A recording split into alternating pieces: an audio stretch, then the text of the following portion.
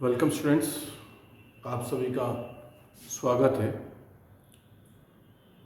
आज हम एक नया टॉपिक स्टार्ट करेंगे या हम कहेंगे एक नई यूनिट स्टार्ट करेंगे जो आपका फिजियोलॉजी से रिलेटेड जो पेपर है उसके अंदर प्लांट स्ट्रेस फिजियोलॉजी या अपन कहें प्लांट स्ट्रेस, ये एक सेपरेट यूनिट है। और प्लांट स्ट्रेस जो है, शायद आपने बीएससी फर्स्ट ईयर हो या सेकंड ईयर हो या थर्ड ईयर हो, आपने प्लांट फिजियोलॉजी के अंदर स्ट्रेस फिजियोलॉजी स्टडी नहीं किया है। तो ये एक तरह से बिल्कुल ही आपके लिए एक नया टॉपिक है जो आपको पीजी के अंदर स्टडी करना पड़ रहा है। और प्लांट एक यूनिक ऑर्गेनिज्म है और उस ऑर्गेनिज्म के अंदर फिनोटाइपिक प्लास्टिसिटी होती है। और ये जो फिनोटाइपिक प्लास्टिसिटी है, एक तरह से हम कह सकते हैं it depends upon the type of environment in which plant is actually living, because environment is variable and one of the restriction of plant, we can say one of the limitation of plant is that in extreme condition it can not move from one place to other place. जैसे कि animals, अगर कोई किसी environment में रह रहा है, वो एक्सट्रीम कंडीशन आ जाती है, जैसे मान लिया कि उस जगह बहुत ज़्यादा ठंड पड़ रही है, उस जगह बहुत ज़्यादा बर्फ़ पड़ गई है और वहाँ पर वो एनिमल है, तो वो एकदम से कोल्ड एनवायरनमेंट हो जाएगा। अब वो कोल्ड एनवायरनमेंट उसके लिए स्ट्रेसफुल होगा, स्ट्रेसफुल मतलब तनाव। तो वो वहाँ से उस एनवायरनमेंट से ऐसी जगह जाने की कोशिश करेगा जहाँ पर थोड़ी सी गर्मी हो या वार्म एनवायरनमेंट हो। तो animal can move here and there, different type of animals are there, endotherms are there, ectotherms are there. Endotherms have different physiological mechanism by which they can cope up with the different type of stressful conditions. Ectotherms have different type of regulatory mechanism by which they can maintain their internal environment. They can go for hibernation, they can go for estivation. But what about plants? Plants can't move here and there. अगर वो Thar desert में रह रहे हैं, वहाँ तपती धूप है तो उस धूप में उनको रहना है। अगर यहाँ पर एक्सट्रीम एल्टीट्यूडल कंडीशन में बहुत ही ज़्यादा बर्फ़ वाली कंडीशन हो रही है, यहाँ पे बर्फ़ पड़ रही है, तो उस एनवायरनमेंट में जो प्लांट्स ग्रो कर रहे हैं उनको उस एनवायरनमेंट में रहना पड़ेगा। तो ऐसे एनवायरनमेंट में उनको अपने अंदर कुछ ना कुछ चेंजेस करने पड़ेंगे, क्योंकि बहुत ज़्यादा गर्मी भी होगी तो प्लांट को जलन होगी, प्लांट के अंदर पानी की कमी हो जाएगी, प्लांट के अंदर ज़्यादा हीट एनर्जी के कारण उसके फिजियोलॉजिकल मैकेनिज्म डिस्टर्ब हो जाएंगे, उसके मॉलिक्यूल्स डिग्रेड हो सकते हैं, उसके मॉलिक्यूल्स डीनेचर हो सकते हैं।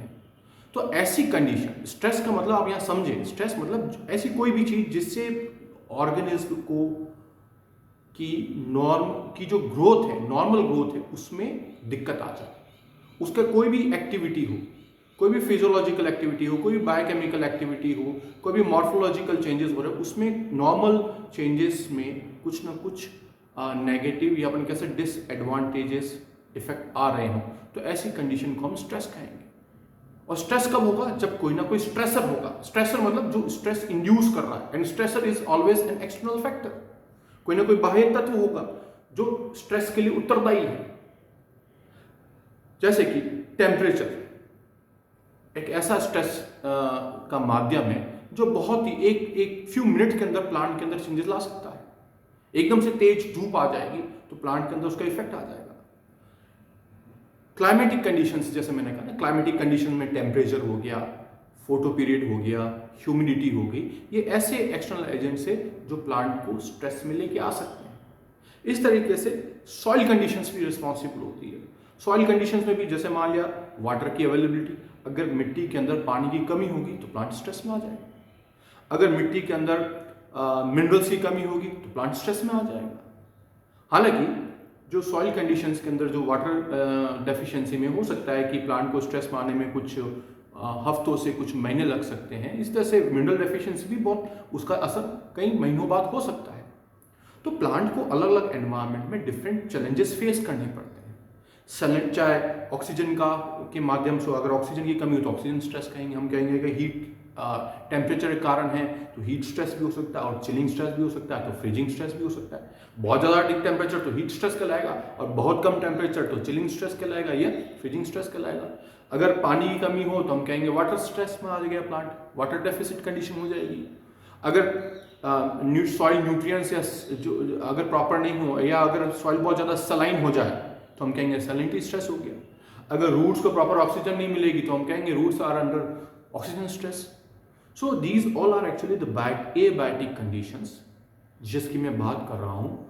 वो ये ऐसी एबायोटिक कंडीशन है जो प्लांट को स्ट्रेस में लेके आ सकती है। स्ट्रेस का मतलब ये हो गया कोई भी कारक, बाह्य कारक जो प्लांट की वृद्धि में अवरोध उत्पन्न करता हो, उसे हम प्लांट स्ट्रेस कहेंगे। हालांकि बायोटिक फैक्टर्स भी जिम्मेदार हो सकते हैं। कोई पैरासाइट है, वो भी स्ट्रेसफुल काइंड, वो भी प्लांट स्ट्रेस को क्रिएट कर सकता है। हालांकि परंतु हम इस स्ट्रेस फिजियोलॉजी के अंदर जो ये हम यूनिट लेके चल रहे हैं उसमें हम सिर्फ और सिर्फ एबायोटिक फैक्टर्स का ही डिस्कशन करेंगे। हम बायोटिक स्ट्रेसर की बात नहीं करेंगे, क्योंकि बायोटिक स्ट्रेसर के लिए यहाँ एक सेपरेट स्ट्रीम है उसको स्टडी करने के लिए, जिसको हम कहते हैं प्लांट पैथोलॉजी। तो जो पैथोजेंस हैं वो भी उसकी नॉर्मल ग्रोथ में अवरोधक है, बाधा उत्पन्न करते हैं, उसको इंजुरी, उसके अंदर रोग उत्पन्न करते हैं। इस तरह से एबायोटिक स्ट्रेस में भी प्लांट के अंदर रोग उत्पन्न हो सकते हैं, उनको हम स्ट्रेस इंजुरीज कह सकते हैं। और उन स्ट्रेस इंजुरीज के अंदर उसके फिजियोलॉजिकल जो प्रोसेस है, नॉर्मल फिजियोलॉजिकल प्रोसेस है प्लांट के, वो डिस्टर्ब हो जाते हैं, चेंज हो जाते हैं। तो एक स्ट्रेस में हम ये देख सकते हैं कि प्लांट के अंदर कौन कौन से ऐसे फिजियोलॉजिकल मैकेनिज्म है जो उस स्ट्रेसर के कारण चेंज हो रहा है, हम उसकी स्टडी कर सकते हैं। पर इसका मतलब यह नहीं कि अगर एबायोटिक कंडीशन है, स्ट्रेसफुल कंडीशन के कारण प्लांट के अंदर चेंज हो रहा है तो प्लांट उसको रेस्पॉन्ड नहीं करेगा। प्लांट रेस्पॉन्ड करेगा, वो उससे लड़ने की कोशिश करेगा, वो उसके असर को कम करने की कोशिश करेगा। और वह ऐसे जो भी मैकेनिज्म जो कि प्लांट अपनाता है, प्लांट एक्चुअली एडप्ट्स द मैकेनिज्म, और जिसके कारण क्या है कि वो स्ट्रेस, एक पर्टिकुलर स्ट्रेस के अगेंस्ट वर्क कर सकें या अपने आप को एडजस्ट करें, जिससे उसके नॉर्मल फंक्शनिंग प्रॉपर हो पाए। तो ऐसे कई सारे मैकेनिज्म होते हैं, जैसे कि जिसको हम एक टर्म देते हैं एक्लिमेटेशंस, या एक्लिमेशन कहें या एक्लिमेटाइजेशन कहें, दोनों बहुत ही कोरिलेटेड टर्म्स हैं। साथ में एक टर्म और आता है एडप्टेशन। वो एडप्टेशन भी जो है प्लांट को हेल्प करता है ऐसी स्ट्रेसफुल कंडीशन को कोप करने के लिए। एक टर्म आता है स्ट्रेस टॉलरेंस। तो हम शुरुआत करेंगे कॉन्सेप्ट ऑफ स्ट्रेस क्या है, स्ट्रेस की क्या कॉन्सेप्ट है, कौन कौन से इंपॉर्टेंट टर्म्स हैं, मैं उसको आपके साथ डिस्कस करूंगा, और फिर हम one by one different type के स्ट्रेसेस को स्टडी करेंगे।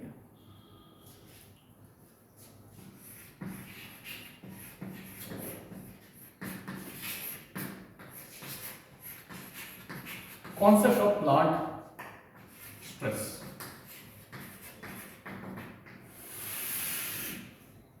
तो इसमें सबसे पहले हम ये समझने का प्रयास करेंगे कि प्लांट स्ट्रेस होता क्या है।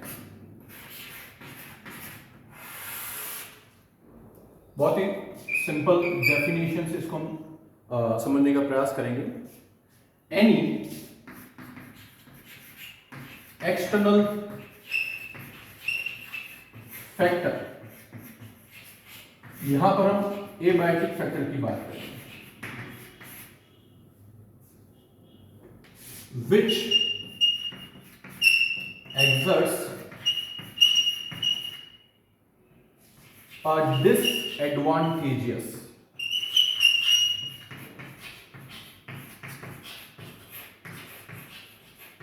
effect on plant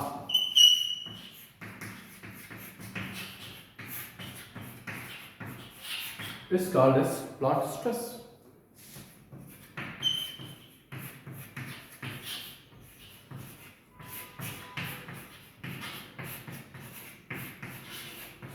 तो बहुत ही सिंपल एक डेफिनेशन यहाँ पर आपको बताई जा रही है कि कोई सा भी एक्सटर्नल फैक्टर एबायोटिक होगा, हम बायोटिक फैक्टर की जहाँ तक बात होगी तो हम उसे कहेंगे प्लांट पैथोलॉजी के अंदर उनको स्टडी करते हैं।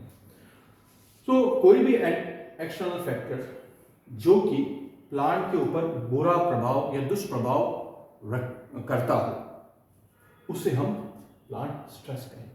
या हम कहें, एक और डेफिनेशन लिख लें, बहुत ही सिंपल, जो भी आप इसमें याद रख पाए आप लिख सकते हैं। Any external factors which limits the plant growth.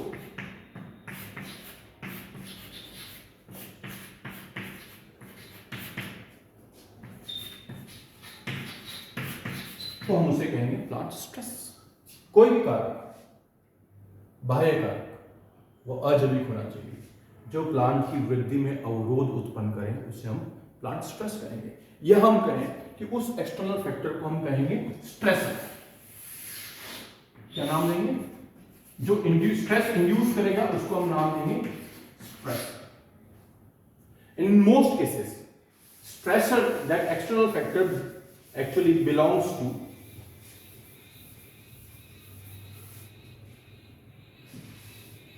it comes from two reservoirs. Either it comes from soil or it comes from the climate. Climate is actually the surrounding of the plant. Climate is actually a part of atmosphere, we can say. तो climatic conditions जो है वो stress का काम कर सकती है plant के ऊपर। इस तरह से सॉइल कंडीशंस जो है वो भी स्ट्रेसर का काम कर सकती है। तो क्लाइमेटिक कंडीशन में कौन कौन से स्ट्रेसर हो सकते हैं?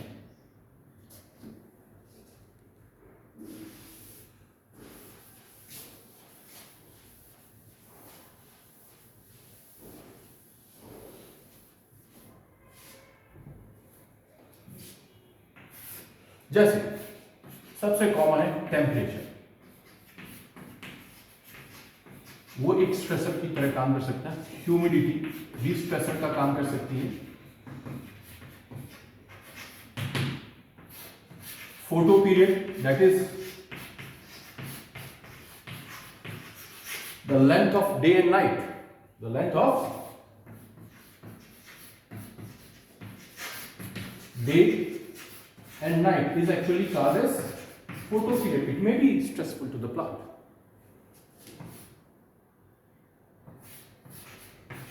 Wind, it may be a stressor for a plant. तो ये कई तरह की कंडीशंस है, कई तरह की क्लाइमेटिक कंडीशंस है जो प्लांट के लिए स्ट्रेसफुल हो सकती है। इस तरह से सॉइल कंडीशन की बात करें तो सबसे इंपॉर्टेंट और जो प्रमुख इसमें सॉइल कंडीशन से रिलेटेड जो स्ट्रेसर है वह है वाटर। बिकॉज जो वाटर प्लांट जो है अपटेक करता है वो हमेशा अपने सॉइल एनवायरनमेंट से ही अपटेक करेगा। इसके साथ मिनरल डेफिशिएंसी,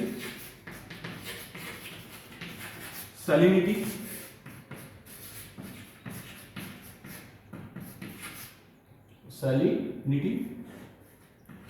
और सॉइल से ही रिलेटेड है ऑक्सीजन, पर्टिकुलरली रूट्स के लिए,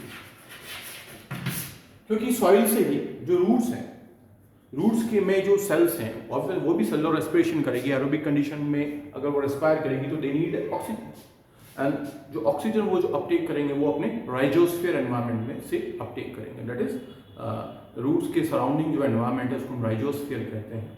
और जनरली सॉइल पार्टिकल्स के अंदर जो स्पेसेस, एयर स्पेस होते हैं, वहीं से वो ऑक्सीजन को अपटेक करते हैं। तो ऑक्सीजन भी स्ट्रेस का काम कर सकती है। जैसे अगर ऑक्सीजन डेफिशिएंसी हो तो कई सारी एक्टिविटीज अफेक्ट होती है। तो कुल मिलाकर के ये डिफरेंट टाइप के स्ट्रेसेस हो सकते हैं जो प्लांट के लिए स्ट्रेसफुल कंडीशन डेवलप कर सकते हैं। अब बात करते हैं हम कि हमने देख लिया कि प्लांट स्ट्रेस क्या है। प्लांट स्ट्रेस मीन ऐसी कोई सी भी कंडीशन जिसमें प्लांट की नॉर्मल ग्रोथ में रुकावट हो या नॉर्मल ग्रोथ अफेक्ट हो, उसे हम कहेंगे प्लांट स्ट्रेस। और वो कब हो रही कंडीशन? इन कंडीशंस के कारण होती है।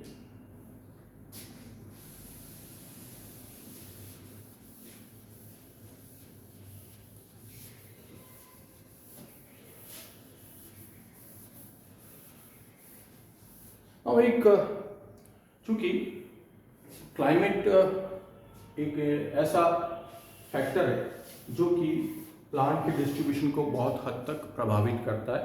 The distribution of plants across the globe directly depends upon the type of climate.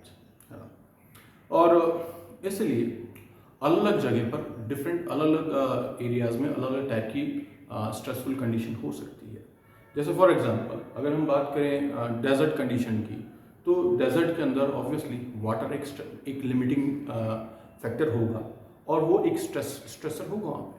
अगर हम बात करेंगे कि कोस्टल रीजन की, तो कोस्टल रीजन जो मैरीन रीजन है उसके आसपास जो कोस्टल रीजन में जो प्लांट्स हैं उनके लिए सैलिनिटी एक इम्पॉर्टेंट स्ट्रेसर हो सकता है। इसी तरीके से लो टेम्परेचर रीजन के अंदर जैसे अपन बात करें कि एंटार्क्टिक रीजन है या आर्टिक रीजन है, वहाँ पर लो टेम्परेचर कंडीशन वहाँ पर एक स्ट्रेसर कंडीशन हो सकती है। इस तरह से ट्रॉपिकल कंडीशंस के अंदर जो ट्रॉपिकल रीजन जो है वर्ल्ड का, उस ट्रॉपिकल रीजन के अंदर basically temperature, high temperature, heat एक बड़ा स्ट्रेसर हो सकता है।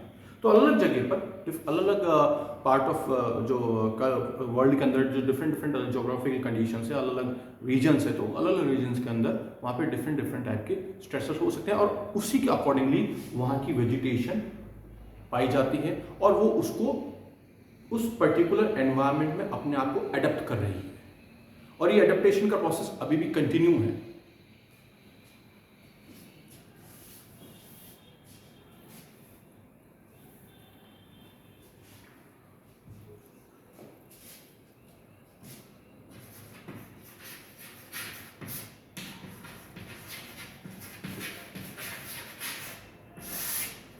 अब जो स्ट्रेस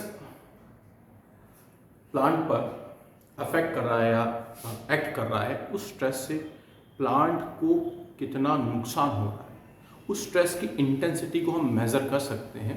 मेज़र करने का तरीका क्या है कि क्रॉप यील्ड या अपन कहें कि फोटोसिंथेसिस, क्रॉप प्लांट है तो क्रॉप की यील्ड पे क्या इफेक्ट आया है, प्राइमरी कार्बन एसिमिलेशन है तो उस पर क्या इफेक्ट आ रहा है। प्राइमरी कार्बन एसिमिलेशन मतलब रेट ऑफ CO2 अपटेक, ठीक है, ये उस पर क्या इफेक्ट आ रहा है। बायोमास एक्यूमुलेशन पे क्या इफेक्ट आ रहा है,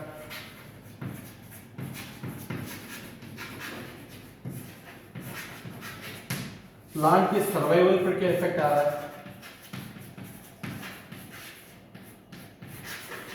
तो ये अलग अलग जो अपन कह सकते हैं कि फैक्टर्स हैं, जो अलग अलग पैरामीटर्स हैं, इन पैरामीटर्स के माध्यम से उस स्ट्रेस की इंटेंसिटी को मेजर किया जा सकता है कि किस प्लांट, एक पर्टिकुलर प्लांट पर उस स्ट्रेस का इंटेंसिटी या कितना है, अधिक है या कम है।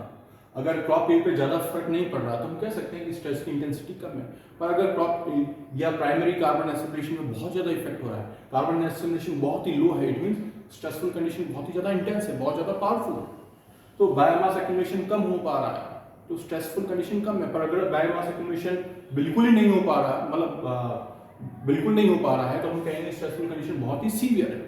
तो these are the parameters by which we can measure the intensity of stress in particular plant.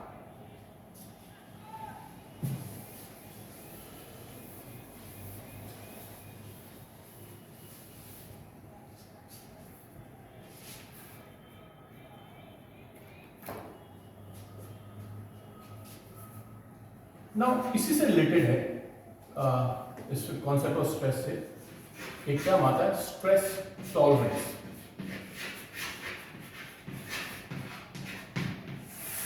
Tolerance power मतलब बर्दाश्त करने की क्षमता। तो स्ट्रेस को कितना हम प्लांट बर्दाश्त कर सकता है उसे हम कहते हैं स्ट्रेस टॉलरेंस। और ये जो स्ट्रेस टॉलरेंस है एक तरह से ये प्लांट की फिटनेस को बताता है।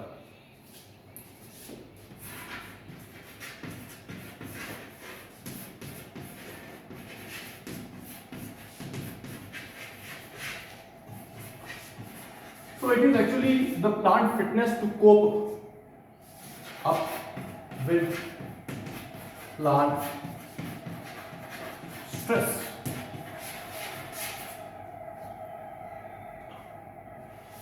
कि प्लांट उसको कितना बर्दाश्त कर पा रहा है। जैसे मान लिया कि डेजर्ट कंडीशन के अंदर जो प्लांट्स हैं, फॉर एग्जांपल जनरली वो आप देखेंगे उनके अंदर कांटे होंगे, उनके अंदर पत्तियां नहीं होती है और उनकी रूट्स बहुत ही ज़्यादा गहरी होती है। तो ये जो डीप रूट्स जो उन्होंने डेवलप करी है, ये एक तरह का एडेप्टेशन है। ये एडेप्टेशन किस लिए है? क्योंकि वहाँ वाटर की स्कैरसिटी है, वाटर वहाँ पर एक स्ट्रेसफुल कंडीशन डेवलप कर सकता है, तो उस वाटर स्ट्रेस को वो टॉलरेट कर रहे हैं, वो बर्दाश्त कर सकते हैं।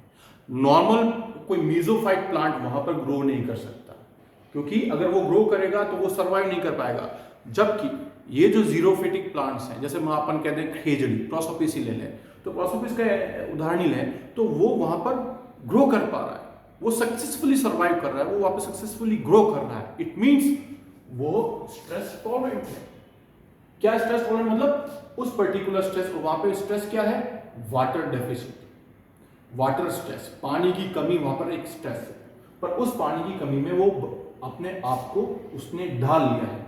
वो उस पानी की कमी में कमी वाले जो एनवायरनमेंट में उसने अपने आप के अंदर ऐसे चेंजेस कर लिए कि वो वहाँ पर आराम से अपना सर्वाइवल ग्रोथ कर सकता है। तो वो एक तरह से कह सकते हैं कि वो स्ट्रेस टॉलरेंट है। The Prosopis is stress tolerant. किसके लिए? Against water deficit. तो स्ट्रेस टॉलरेंस क्या शो करती है? उस प्लांट की, उस ऑर्गेनिज्म की फिटनेस को शो करती है कि वह एक तरह से कितना फिट है उस स्ट्रेसफुल एनवायरनमेंट में। आप इसको एक तरह से एनिमल के इम्यून सिस्टम से जोड़ के देख लो कि अगर एनिमल्स भी अलग अलग कंडीशन में, स्ट्रेसफुल कंडीशन में आ सकते हैं, पर वो कैसे कोप कर पा रहा है। If it can easily cope up with that stressful environment, तो वो टॉलरेंट है, ये अपन कह सकते हैं। अगर कोई पैरासाइट या पैथोजन, कोई एंटीजन या जो माइक्रोब अगर किसी एनिमल को इन्फेक्ट करता है, अगर उसका इम्यून सिस्टम उसके अगेंस्ट इजीली वर्क कर पा रहा है, तो एक तरह से आप कह सकते हो कि this fitness is actually the immune system of the plant. तो यहाँ पर स्ट्रेस टॉलरेंस शब्द भी आएगा और ऐसे कई सारे प्लांट्स आएंगे जो अलग अलग एनवायरनमेंट में टॉलरेंस पावर रखते हैं। इसी के साथ हम स्टडी करेंगे कुछ टर्म्स, खास करके एक्लिमेशन, एक्लिमेटाइजेशन क्या होता है और एडेप्टेशन क्या होता है, बिकॉज दीज ऑल टर्म्स ये बार बार फ्रीक्वेंटली आपको पढ़नी पड़ेगी स्ट्रेस फिजियोलॉजी के अंदर, and they are correlated with plant stress.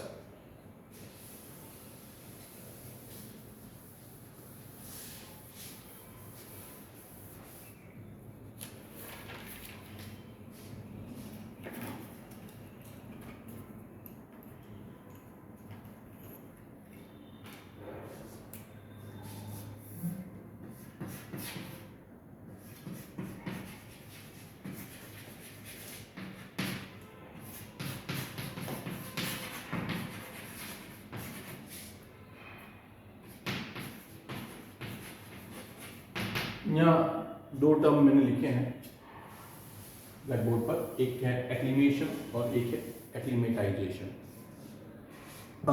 दोनों ही एक तरह से देखा जाए तो सिमिलर टर्म्स ही है, बट इनमें एक स्लाइट डिफरेंस होगा, उस डिफरेंस को मैं हाईलाइट करूंगा। एक्लिमेशन एक तरह से देखा जाए तो प्लांट जब स्ट्रेसफुल कंडीशन में आता है तो वह अपने अंदर कुछ ऐसे चेंज करेगा, उस चेंज को हम कह सकते हैं वो अपने अंदर एडजस्टमेंट करेगा, और वो एडजस्टमेंट इस तरीके का होगा कि वो उस स्ट्रेसफुल कंडीशन में आराम से ग्रो कर सके या वो ग्रो कर पा रहा है। तो क्योंकि एनवायरमेंट कंडीशन अगर चेंज होगा तो obviously the change environment will be stressful, कुछ फैक्टर्स उसके लिए, प्लांट के लिए स्ट्रेसफुल हो सकते हैं। सो एक तरह से देखा जाए तो एक्लिमेटेशन है क्या? एक्लिमेटेशन एक्चुअली एक ऐसा प्रोसेस है, is a process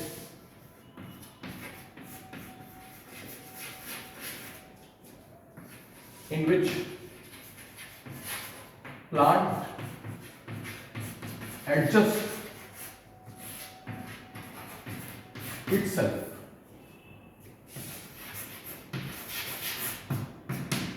in changed environment.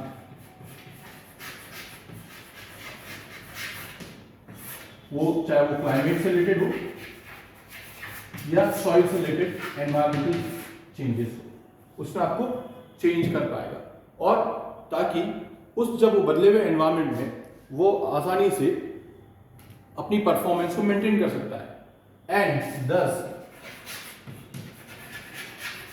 It allow itself to perform in change environment,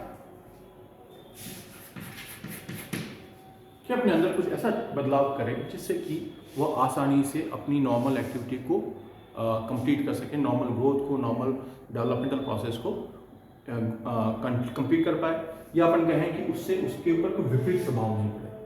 तो कुछ हद तक तो प्लांट अपने आप के अंदर बदलाव करके उस स्ट्रेसफुल कंडीशन में आसानी से ग्रो कर सकता है। पर अगर वो स्ट्रेसफुल कंडीशन प्रोलॉन्ग्ड रहे, प्रोलॉन्ग मतलब लंबे समय तक बनी रहे और उसका प्रभाव धीरे धीरे बढ़ेगा, तो प्लांट फिर शायद उसको कोप अप नहीं कर पाए। फिर प्लांट के अंदर स्ट्रेस इंजुरीज डेवलप होगी। प्लांट के अंदर जब स्ट्रेस इंजुरी डेवलप होगी तब हो सकता है कि वो कंडीशन लंबे समय तक मेंटेन रहे, तो प्लांट की डेथ भी हो सकती है। और एक्लिमेटाइजेशन भी यही है, थोड़ा सा डिफरेंस है, अब इसको मैं भी हाईलाइट करूंगा।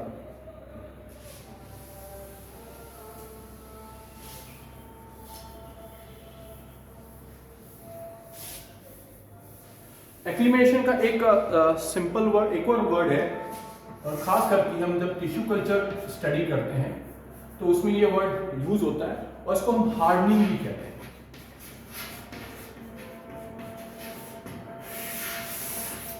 हार्डनिंग, क्योंकि टिश्यू कल्चर के अंदर जो प्लांट्स हम ग्रो कर रहे हैं लेबोरेटरी कंडीशंस के अंदर, तो वो एक आर्टिफिशियल कंडीशन हमने डेवलप करी है जिसके अंदर लाइट हो या ह्यूमिडिटी हो या टेम्परेचर हो या फोटो पीरियड हो या न्यूट्रिएंट्स जो है, जब प्लांट ग्रो कर जाते हैं, प्लांटलेट ग्रो कर जाते हैं टेस्ट ट्यूब के अंदर, तब हम उसको क्या करते हैं कि ट्रांसफर करते हैं बाहर की तरफ। उसको पहले हम एक्लिमेटाइज करेंगे, एक्लिमेटाइज करने के बाद फिर हम उसको जो क्रॉप प्लांट्स हैं या जो दूसरे गार्डन के अंदर हम उसको ग्रो कर सकते हैं। तो एक्लिमेटाइजेशन क्या मतलब, उसको एकदम बाहरी एनवायरमेंट, क्योंकि जब उनका एनवायरमेंट एकदम चेंज होगा, लेबोरेटरी कंडीशन से हम उसको लेके आ रहे हैं नेचुरल कंडीशन में, तो नेचुरल कंडीशन में जो एनवायरमेंट है पहले वो उससे थोड़ा सा एक्लिमेटाइज हो जाए, उसमें एडजस्ट कर जाए। जब उसमें एडजस्ट कर जाएंगे तब हम उसको एकदम से दूसरी कंडीशन में लेके जाएंगे। हालांकि उस हार्डिंग प्रोसेस के दौरान भी एनवायरमेंट को हम मॉनिटर कर सकते हैं, ठीक है, जो ग्रीन हाउसेस के अंदर हम उसको मॉनिटर कर सकते हैं। तो ग्रीन हाउस में थोड़ा सा एक्लिमेटाइज करने के बाद फिर हम उसको नेचुरल कंडीशन में लेके आते हैं।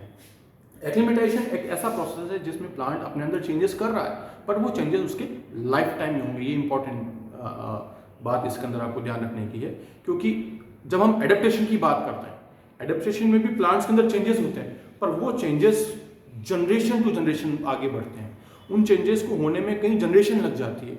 वो जो डेवलपमेंट्स हो रहे हैं एडेप्टेशन के अंदर, वो कई जनरेशन, कई पीढ़ियों बाद उसका असर मिलता है। तो उसमें एक तरह से देखा जाए तो जेनेटिक चेंजेस होते हैं, किसमें, जब एडेप्टेशन की बात करें। पर एक्लिमेशन में कोई जेनेटिक चेंजेस नहीं हो रहे हैं, वो प्लांट की उसी लाइफ स्पैन के अंदर चेंजेस हो रहे हैं। वो रिवर्स भी हो सकते हैं, एक्लिमेटेशन जो होते हैं वो रिवर्स भी हो सकते हैं। मान लिया कि जैसे फॉर एग्जांपल टेम्परेचर की हम बात करें, हीट स्ट्रेस की बात करें, तो बहुत ही ज़्यादा हाई टेम्परेचर आ गया तो उसका सीधा इफेक्ट होता है सेल की मेम्ब्रेन्स पर। अगर हीट एनर्जी ज़्यादा होगी, और हमने अगर सेल मेम्ब्रेन की आपने स्टडी करी होगी, जो बायोमेम्ब्रेन्स की स्टडी करी होगी, तो बायोमेम्ब्रेन्स का जो नेचर जो होता है वो जो क्वाजी फ्लूइड नेचर का होता है। उसके अंदर जो फॉस्फोलिपिड्स होते हैं उसमें या तो सैचुरेटेड भी होंगे और अनसैचुरेटेड भी होंगे। तो ज़्यादा हीट एनर्जी होगी तो उन लिपिड्स के बीच में जो नॉन कोवेलेंट इंट्रैक्शन है वो डिस्टर्ब होंगे। डिस्टर्ब होने से क्या होगा, मेम्ब्रेन बहुत ज़्यादा फ्लूइड हो जाएगी, मेम्ब्रेन के अंदर जो स्ट्रेंथ है वो वीक हो जाएगी। जब मेम्ब्रेन बहुत ज़्यादा फ्लूइड होगी तो जो उसका जो मेन वर्क है मेम्ब्रेन ट्रांसपोर्ट का, वो प्रॉपर वे में नहीं हो सकेगा। तो एक तरह से मेम्ब्रेन का फंक्शन डिस्टर्ब हो जाएगा। तो ये क्या हुआ, हीट के कारण हुआ, ज़्यादा टेम्परेचर के कारण हुआ। तो प्लांट क्या करेगा, मेम्ब्रेन को रिजिड रखने के लिए क्या करेगा, ज़्यादा से ज़्यादा सैचुरेटेड फैटी एसिड्स के अंदर सैचुरेशन की डिग्री को बढ़ाएगा, या ज़्यादा अनसैचुरेशन की डिग्री को कम करके सैचुरेटेड फैटी एसिड्स को बढ़ाएगा। जिससे क्या होगा, प्लांट थोड़ी रिजिड, प्लांट का जो स्ट्रक्चर है, जो मेम्ब्रेन है, वो रिजिड रह सके। तो ये चेंज हुआ। पर जैसे ही वो स्ट्रेसफुल कंडीशन हटी, टेम्परेचर कम हुआ, तो प्लांट पुनः वापस अपनी नॉर्मल अवस्था में आ जाएगा और फिर थोड़ा सा डिग्री ऑफ अनसैचुरेशन बढ़ा देगा। तो कहने का मतलब है एक्लिमेशन जब भी होता है वो प्लांट के लाइफ स्पैन के अंदर ही होगा, और जो चेंज हुआ है वो परमानेंट नहीं होगा, वो वापस से रिवर्स भी हो सकता है। जबकि एडेप्टेशन में जो चेंजेस हो रहे हैं दे आर ऑलवेज परमानेंट। वो कभी रिवर्सल नहीं हो सकता। अगर रिवर्स भी होंगे तब होंगे जब एनवायरमेंटल कंडीशन चेंजेस होगी और it takes again a long process of time, जिसमें जेनेटिक स्ट्रक्चर चेंज होगा प्लांट का, और जब जेनेटिक स्ट्रक्चर चेंज होता है तो हम क्या कहते हैं, माइक्रो इवोल्यूशन। सो एडेप्टेशंस हमेशा माइक्रो इवोल्यूशनरी प्रोसेस पर डिपेंड करते हैं।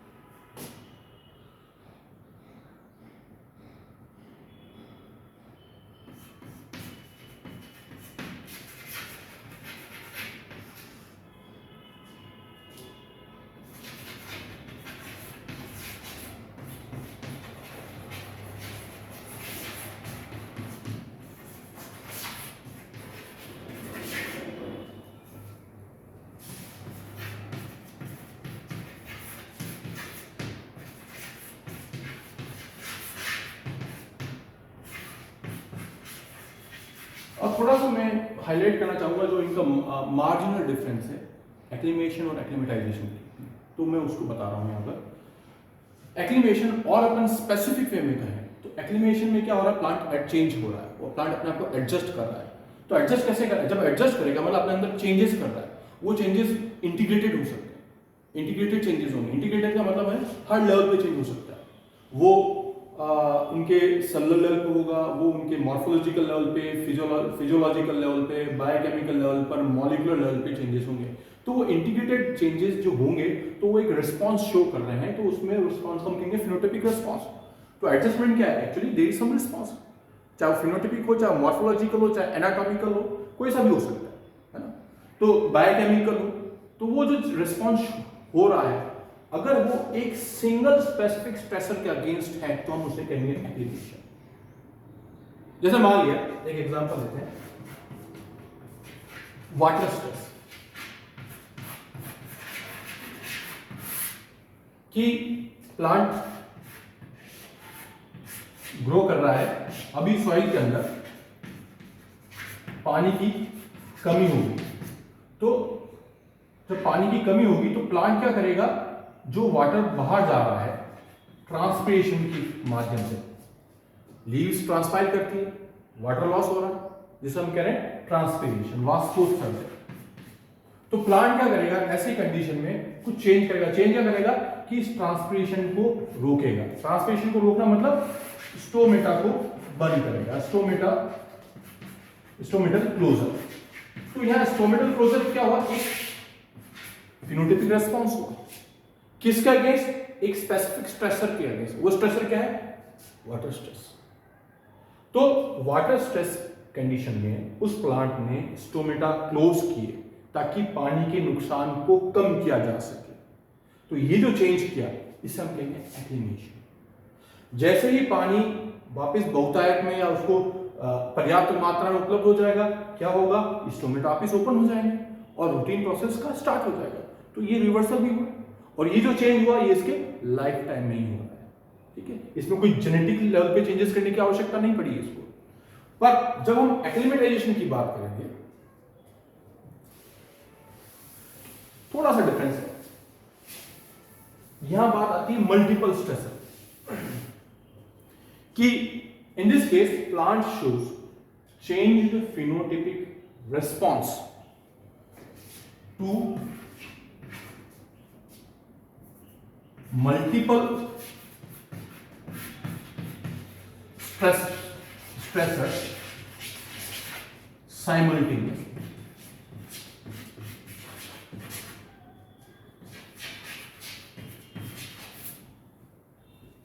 मतलब ये हुआ कि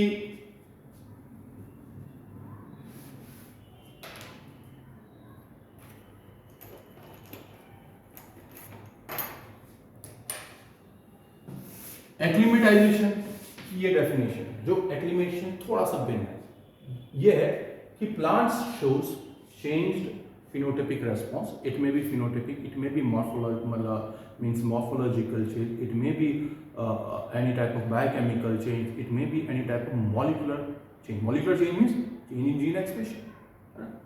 सो change in response to multiple stressor simultaneously, मतलब प्लांट अभी ऐसी कंडीशन में है कि वो एक तरफ से पानी की कमी से भी जूझ रहा है, वो एक तरफ से हाई टेम्परेचर से भी जूझ रहा है, मतलब हीट भी स्ट्रेस का काम कर रही है, वाटर भी स्ट्रेस का काम कर रहा है, या और भी कोई दूसरा हो सकता है, फोटो पीरियड भी ऑब्वियसली,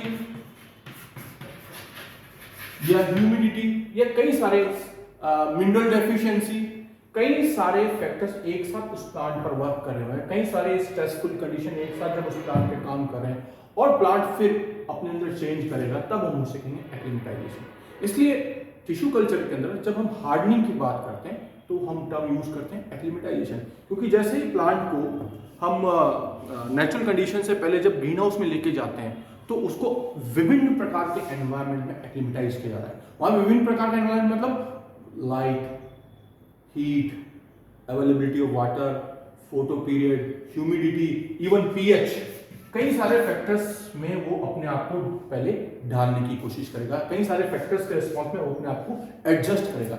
जब इन सब फैक्टर्स में वो अपने आप को एडजस्ट कर लेगा तब हम उसको आगे ट्रांसफर करेंगे। इसलिए the term acclimatization is the correct word when multiple stressors are acting simultaneously on a particular plant.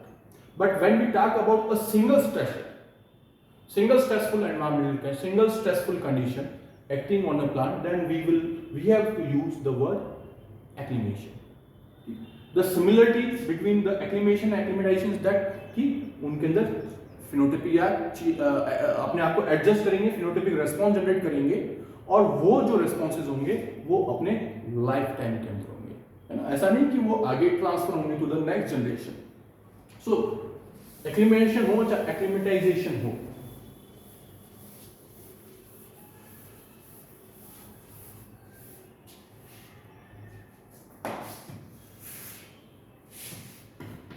ये जो दोनों चीजें हैं, इट अकर्स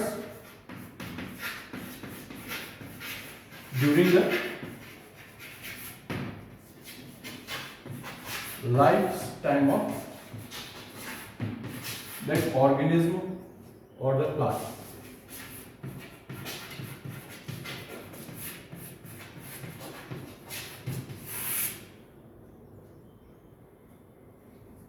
But adaptation यहां पर वैरी करता है इन दोनों से, वो कई सारी जनरेशन में वो चेंजेस होता है, वो जेनेटिक लेवल पे चेंजेस हो रहे हैं। एक्लिमेशन या एक्लिमेटाइजेशन में हम ये नहीं कहेंगे कि यहाँ पे जेनेटिक लेवल पे चेंज हो रहा है। अगर जेनेटिक लेवल पे चेंज हो रहा है it mean genetic structure change होगा पॉपुलेशन का। जब पॉपुलेशन का जेनेटिक स्ट्रक्चर चेंज होगा तो हमेशा माइक्रो एवोल्यूशनरी प्रोसेस होगा, and micro evolutionary process leads to adaptation.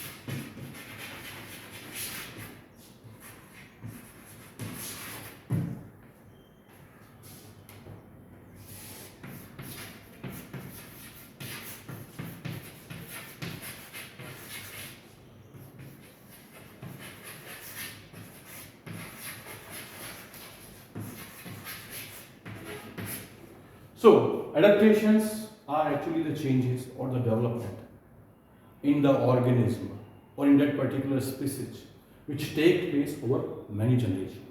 और adaptation की बुनियाद क्या है? Change in the genetic structure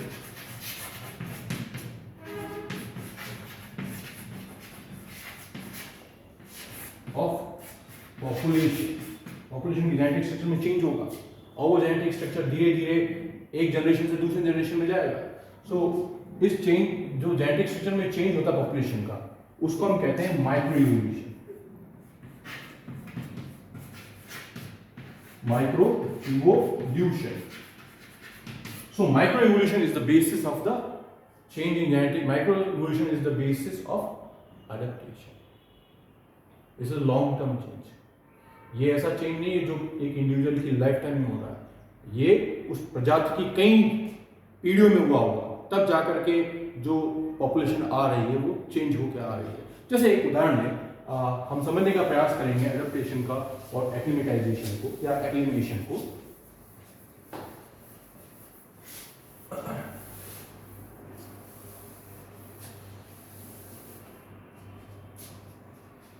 एक C4 प्लांट लेंगे, ठीक है, और एक C3 प्लांट की कंपेरिजन करेंगे। C4 प्लांट्स के अंदर और पर्टिकुलरली कुछ cam plants, not C4 plant, बात करते हैं CAM plants. CAM plants and C3 plants. CAM plants में प्लांट्स जिसके अंदर क्रैसुलेशन एसिड मेटाबॉलिज्म होता है, खास करके यू जो क्रैसुलेसी फैमिली के होते हैं, जैसे यूफोर्बिया वगैरह है, जो है कैक्टस वगैरह है, इनको हम कैम प्लांट्स कहते हैं। और ये वाटर स्ट्रेस में, खास करके हम बात कर रहे हैं वाटर स्ट्रेस। और एक चीज है, वाटर स्ट्रेस के साथ साथ हीट स्ट्रेस भी है, क्योंकि जब भी वाटर स्ट्रेस होगा उसके साथ हीट स्ट्रेस एसोसिएटेड होगा। ये ऐसे स्ट्रेस से दो एक साथ चलते हैं, ये वाटर स्ट्रेस और हीट स्ट्रेस दोनों की बात करें। अब क्रैसुलेशन एसिड मेटाबॉलिज्म के अंदर जब हम कार्बन एसिमिलेशन, कार्बन फिक्सेशन और कार्बन एसिमिलेशन की बात करेंगे, जो आपने फोटोसिंथेसिस अगर पढ़ा हो तो फोटोसिंथेसिस के अंदर क्या होता है, दो टाइप की रिएक्शंस होती है, एक होती है लाइट रिएक्शन, एक होती है डार्क रिएक्शन। लाइट रिएक्शन में क्या होता है, जो सन की एनर्जी है, लाइट एनर्जी को यूज़ किया जाता है और थ्रू इलेक्ट्रॉन ट्रांसपोर्ट चेन जो कि थैलेकोइड मेम्ब्रेन्स में होती है, उससे उस इलेक्ट्रॉन ट्रांसपोर्ट चेन के माध्यम से एटीपी और reducing power in the form of NADPH2 generate किया जाता है। और ये जो रिसोर्सेज जनरेट हुए हैं केमिकल एनर्जी के फॉर्म में ATP और NADPH2, उनको अल्टीमेटली डार्क रिएक्शन में यूज़ किया जाएगा। डार्क रिएक्शन में कार्बन डाइऑक्साइड को, जो इनऑर्गेनिक कार्बन है, उसको फिक्स किया जाता है इनटू ऑर्गेनिक कार्बन। मतलब ऑर्गेनिक कार्बन में इनकॉर्पोरेट किया तो उसको हम कहेंगे कार्बन फिक्सेशन। उसके बाद जब NADPH उसको रिड्यूस करेगा तो हम कहेंगे कार्बन एसिमिलेशन। तो कार्बन एसिमिलेशन जो प्रोसेस इनके अंदर होता है, खास करके कैम प्लांट्स के अंदर जो स्टोमेटा है, they are closed in day time. Stomata close in day time. तो जब स्टोमेटा क्लोज है, स्टोमेटा बंद है, तो ऑब्वियसली वाटर लॉस नहीं होगा इनका। तो ये इन्होंने अपने अंदर चेंज कर रखा है, अपने अंदर चेंज क्या लेके आ गए कि ये दिन में स्टोमेटा को बंद रखते हैं, जिससे वाटर लॉस नहीं होगा, पानी को संरक्षित रखें, क्योंकि हाई टेम्परेचर भी है, हीट स्ट्रेस भी होगा। तो अब जब स्टोमेटा क्लोज है तो ऑब्वियसली कार्बन डाइऑक्साइड की कंसंट्रेशन उस समय कम रहेगी। तो कार्बन जो फिक्सेशन जो है, जिसकी मैं बात कर रहा हूं कार्बन फिक्सेशन, उनमें डे टाइम में नहीं होता है।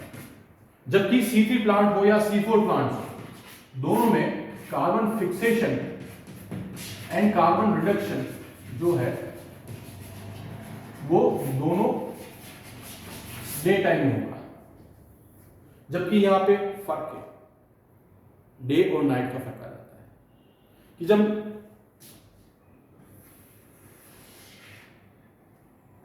कार्बन फिक्सेशन जो होगा नाइट में होगा,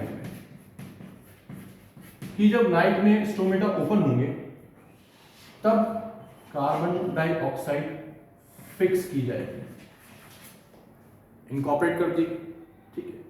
फिर रिडक्शन के लिए एनर्जी चाहिए NADPH2, तो रिडक्शन इनके अंदर डे टाइम हो जाएगा।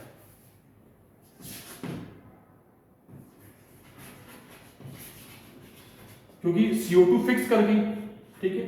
फिक्स करने के बाद अब उस CO2 को CH2O मतलब ऑर्गेनिक फॉर्म में लेके आना, तो उसके लिए रिड्यूसिंग पावर चाहिए NADPH2 के फॉर्म में, और वो NADPH2 कब बनेंगे, डे आवर्स में बनेंगे। लाइट रिएक्शन हमेशा डे आवर्स में होगी, तो फिर वो कार्बन रिडक्शन होता है, जबकि यहाँ पर फिक्सेशन और रिडक्शन दोनों एक ही समय पर होता है। तो ये जो चेंज इनके अंदर है, ये कोई एक ही दिन में नहीं हुआ, या इनके लाइफ टाइम में ऐसा नहीं कि एक ही दिन में वाटर स्ट्रेस है, ये इनके अंदर इनकॉर्पोरेट हो चुका है, इनके जेनेटिक स्ट्रक्चर में इनकॉर्पोरेट हो चुका है। तो ये एक्चुअली एडेप्टेशन है।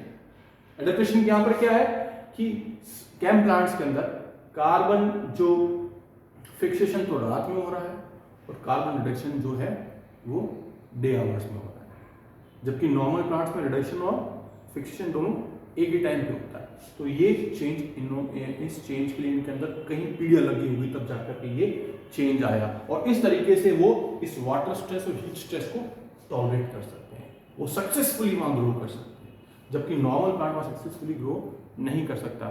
उनकी क्रॉप यील्ड कम हो जाती है, उनकी प्रोडक्टिविटी डिक्रीज हो जाती है ऐसी स्ट्रेसफुल कंडीशंस के अंदर। और ये देखा गया, दावा किया गया है कि एटलीस्ट स्ट्रेसफुल कंडीशन के कारण काफ़ी ज़्यादा 80 से 85% तक उनकी यील्ड में डिक्रीज होता है। सो आज हमने we had studied we can say actually we had started entirely new topic that is plant stress physiology. This topic is new for all of you, क्योंकि आपने इससे पहले बीएससी में इसको स्टडी नहीं किया है। और today we had studied about the concept of plant stress. We had studied about the definition of plant stress, what is plant stress, the different type of terminologies, and the important terminologies means what do you mean by the tolerance, stress tolerance, what do you mean by acclimation, what do you mean by acclimatization, what is the minor difference between the acclimation and acclimatization, and how these acclimation and acclimatization are different from adaptations. And why plant faces such type of conditions, why plant comes under such type of stressful conditions. Plant comes under such type of stressful condition because the climatic and the soil conditions varies, and plant is immobile, it cannot move from here and there, so it has to cope. If it has to survive, then it has to adjust itself according to the stressful condition. और वो जो adjustment होता है, हम उसे, अगर वो simple है, लाइफ लॉन्ग के अंदर हो रहा है, उसकी खुद की लाइफ में हो रहा है, तो हम एक्लिमेशन या एक्लिमेटाइजेशन कह रहे हैं, और लॉन्ग टर्म होगा तो हम उसे कहेंगे एडेप्टेशंस। सो अगली क्लास में हम वन बाय वन एक डिफरेंट टाइप के स्ट्रेसेस को लेंगे और हम स्टडी करेंगे कि उस स्ट्रेस से प्लांट पर क्या इफेक्ट हो रहा है, फिजियोलॉजिकल चेंजेस, क्या फिजियोलॉजिकल इफेक्ट आ रहे हैं, किस प्रकार की इंजरीज उनमें डेवलप हो सकती है, और प्लांट कैसे उसको रेस्पॉन्ड कर रहा है, किस तरह के एक्लिमेशन स्ट्रेटजीज वो यूज़ कर रहा है, किस तरह के एडेप्टेशन उसके अंदर उसने किए हैं to cope up with that particular stressful condition. So thank you all.